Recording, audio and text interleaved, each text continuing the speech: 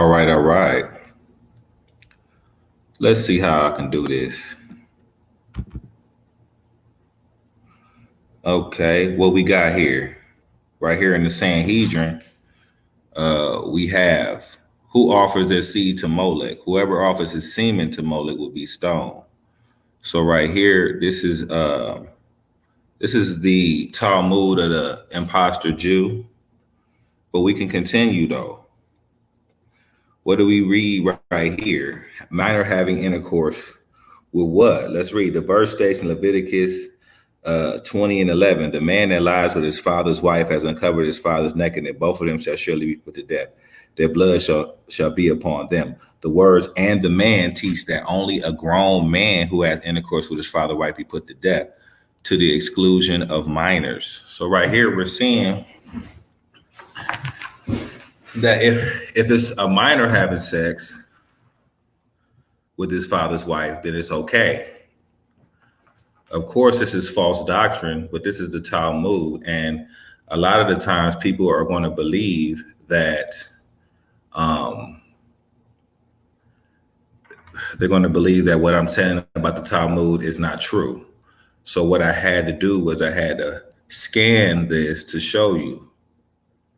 Right here, it talks about if you commit sodomy or homosexuality, then you just need some sin offerings. Of course, in the scriptures, it says that you shall surely be put to death if a man lie with another man. But this false doctrine here in the Talmud teaches different. Right here, if you commit sodomy, you just need sin offerings. But a man who perpetrated sodomy upon a man and allowed himself to be sodomized by a man and coupled with an animal and allowed himself to be coupled with an animal. So this is even talking about somebody committing bestiality or a horse or a dog fucking you. Both according to this rabbi and according to Abai. According to the rabbi, he is liable for 3 sin offerings. So all you need to do, you don't follow what the Torah says in Leviticus 20 and 13, where it says they should surely be put to death. You just have to bring sin offerings according to the Talmud, which right here we're seeing this is false doctrine.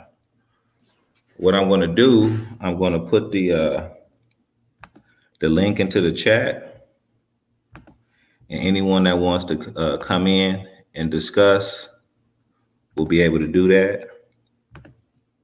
Let me go ahead and put this right here.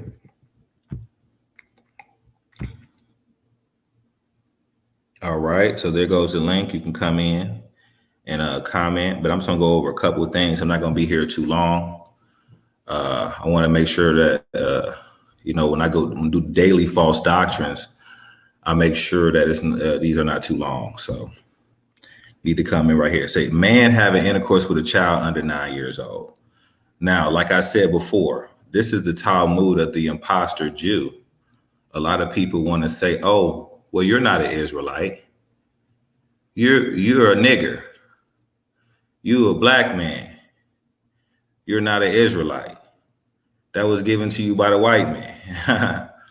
But as we can see here, this is what the imposter, the Jewish man, the one with the little hats and the tassels with no blue. Let's read a little bit out of their book. This is the Sanhedrin, and I quote this. I even give you the page number for the people in Cincinnati, because the Talmud is in the Cincinnati library downtown for you to check out. This is where I scanned it, and this is where I put it here. But we see it, I'm going to try to pronunciate this. And Beretta was taught in accordance with the position of Rav. If a man engaged in homosexual intercourse with another male, 9 years and 1 day old, he is liable. So that means if he's over 9 years old, then he is liable for punishment. But if a man engaged in sexual intercourse with an animal, whether he penetrated the animal in the natural manner, meaning in the vagina, by way of vaginal intercourse, okay, that's what it says, or in an unnatural manner, by way of anal intercourse, or if a woman allowed an animal to couple with her, whether in a natural manner or in an unnatural manner, he or she is liable. This Beretha supports Rav, for it teaches that if a man engaged in homosexual intercourse with a child under the age of 9, he is exempt from liability. So what is this saying? This is saying, and the truth be told, it said if a man lie with another man. So basically what they're teaching is that this child is not a man because he is under 9 years old. Therefore, he is exempt from liability for having sex with that person under 9 years old. And like I said before, this is not me saying this.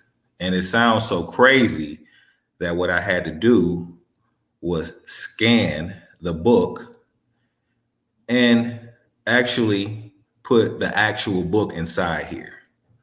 All right, let's continue. A man is not liable for unnatural sex with an animal. This is the Sanhedrin, section 54b, all right, and 55a. And this right here is page 77 in the Sanhedrin. And I said I put the link out for anybody that wants to come in. I'm going to do one more after this because, like I said, I don't want to make my videos too long when dealing with the false doctrines of the day. Right here, what do we see? A man, okay, right here, let me read it. Rev Naha Bar Rav Hesda expounded regarding a woman who allowed an animal to couple with her. She is liable for two manners of lying, for natural vagina intercourse and for unnatural anal intercourse.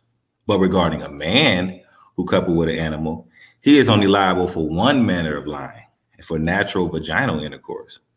See the verse, Leviticus 20 and 13. If a man lies with a man as he lies with a woman, literally laying with a woman, teaches that there are two manners of laying with a woman. Rav Nahaban Bar Rav Hesda understands that there are also two manners in which an animal lies with a woman, but there is no similar verse regarding an animal. And so a man who engaged in bestiality is only liable for one manner of lying, vaginal intercourse. What does that mean? That means if a man fucks an animal in the ass, it's okay. It's permissible, according to the Talmud. Okay? I know this stuff sounds really crazy. Okay? But it is what it is. Let me continue. Let me do one more. Okay, I know I said I keep saying I'm do one more. I'm gonna just do one more. Wow. These words are too small. Let me continue. Let me go to something a little bigger.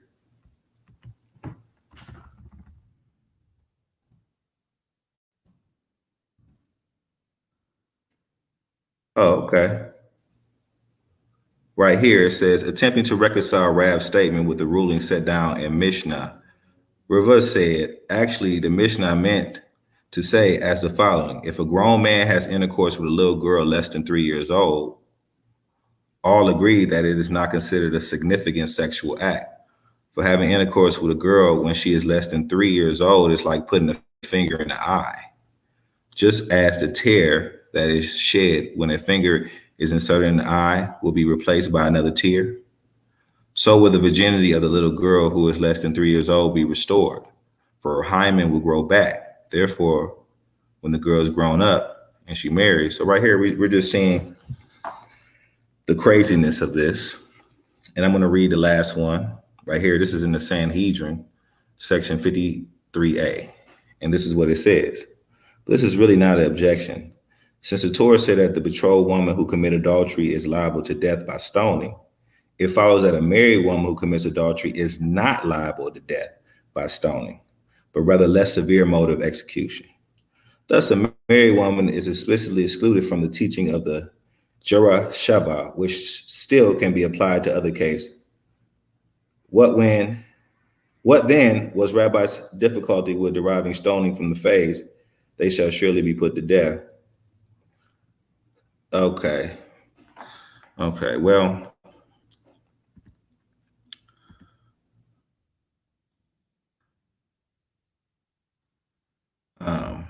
I guess I don't want to lie to you all, but there's a lot of good ones here.